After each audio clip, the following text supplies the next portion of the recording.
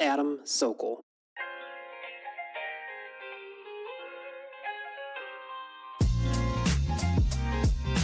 Fractional and contract leaders are playing a bigger role in how companies bring in senior expertise. But when you're brought in for short engagements, you don't have months to learn the culture, understand the business, and then start making changes.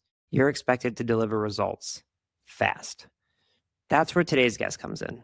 Patrick Elliott, founder and CMO of Four-Cross GTM, works as a fractional leader himself. Over the past 20 years, he's worked across industries and seen firsthand what helps fractional leaders succeed and what holds them back.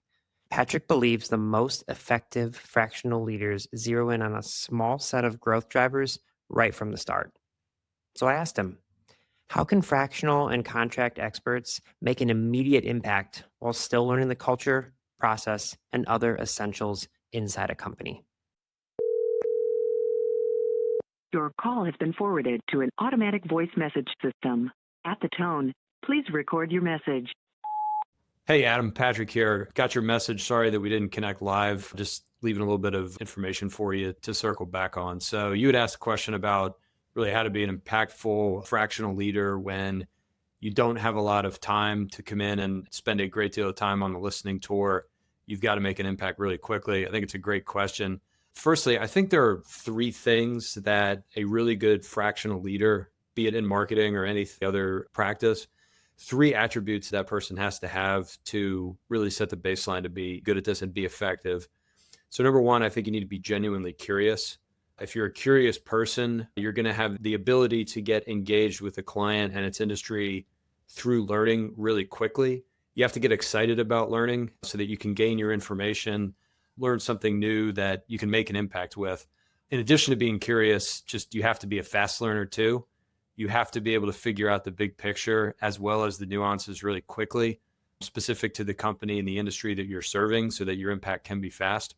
And then thirdly, if those first two are about the situation that you're walking into, the third thing to anchor on is really a set of fundamentals in your practice. With those nuances that you learn, you're going to still apply those fundamentals really kind of in the same fashion, no matter what client or what type of industry that you're serving. So just in my example, the first way that I'm looking to ensure max impact for a client is going to be to just upfront let them know that I'm tailoring engagements based to their needs. Me personally, I do everything from coaching on marketing by the hour for CEOs all the way up to a full fractional engagement, multi-month engagement, and then everything in between, quarterly planning, individual topic-based workshops, et cetera. But I'm really trying to put a plan in front of the CEO or whomever's doing the hiring that makes sense to them. It's not going to be too much for them. It's not going to be too little so that the problem doesn't get solved, but really curating what they need to solve that problem. How do I do that piece? So that is where the discovery process comes in. So I'm looking to do effective discovery really from the first conversation that I'm having with someone. Even if, we're not necessarily talking about engagement yet, I'm really trying to put those learning gears in motion so that I can really understand what's going well for them and what their problems are. And to be honest with you, Adam, it's like, think back to college or wherever you would have learned your 4 C's and your 4 P's. I'm a huge fan of that. It's old hat, but it still works. Company, customer, competitor, collaborators. I want to know that from anybody that I'm speaking to potentially work with. Same thing for the P's: product, pricing, promotion, and place. Even in B2B tech, even in AI, even in really forward-thinking industries, don't lose sight of those fundamental pieces and being able to ask the right questions to get to the answers you need to learn about each of them. So coming out of the discovery process where I know my 4 C's and my 4 P's, and then, really what the challenge that they're facing is related to any of those, I will tell a prospective client what I think makes sense for them based on their challenges, the scope of work that I think they need, and then, of course, what their budget is.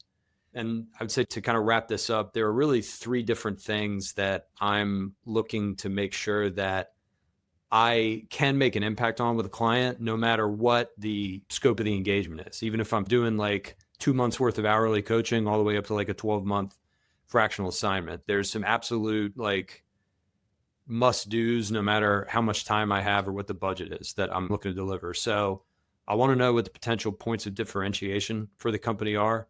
And those are centered around what your ideal customer profile is and then what your point of view is as a business that you can build a brand upon. And I know that you guys are thinking content all day long for your customers, so I presume you can appreciate that. But I want to see where you can build a brand and create a true demand gen engine based on truly who are we going after as a unique ICP, and then what's the point of view that is going to drive awareness and action among those customers. The second thing I want to do is I really want to look at the channels where pipeline is being generated from. There's really only a handful of them that really matter. I want to understand currently where your leads are coming from. Are you optimized for those channels? Where the current lead flow is coming from? Are there any we should add? Are there any we should subtract? And then once we figured the what out, and it's the how that we do it. Sometimes I find that clients are trying to do a little too much. They're spreading themselves too thin, or they're over-reliant on channels that maybe worked 5-10 years ago, aren't working as well now. So that's the second thing. And then the third thing is, I think this is the secret sauce that is well understood if you're in the B2B tech area, but maybe a little less understood outside of it. And that's how are you monetizing your existing customer base, creating value for them, and then earning value in terms of repeat purchases. With software, it's inherent because it's subscription-based business. Where do you have the chance to maximize NRR? I think marketing dollars should be tied to NRR just as much as they are tied to new logo sales, perhaps even more for NRR because of the profitability and economic benefits of NRR. But then if you're in a non-subscription business, the way that I kind of talk with clients about this is just think about repeat buyers. What are you doing from an ongoing marketing, messaging, and really existing customer channel standpoint to make them aware of what you're doing, evolving your business? Hey, what are more things basically that we can do for you that they would want to turn around and buy from you? So again, repeat business from a non-subscription basis.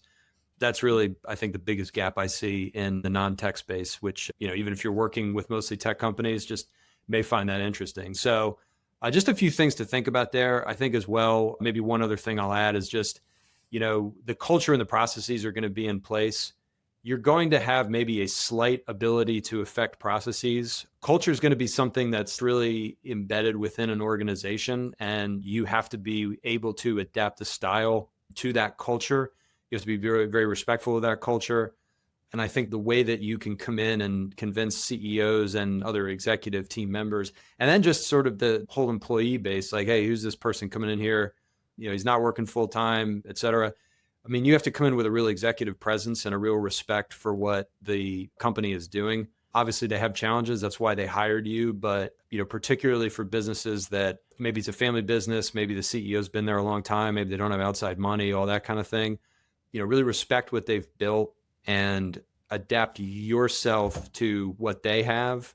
If you build a really strong relationship with a CEO, you can potentially influence it a little bit, but ultimately they brought you in to provide a service to them. So respect that and make your style work for what they need. So a few things to think about. Hopefully that's helpful. I look forward to connecting soon. Give me a call whenever. Thanks, buddy.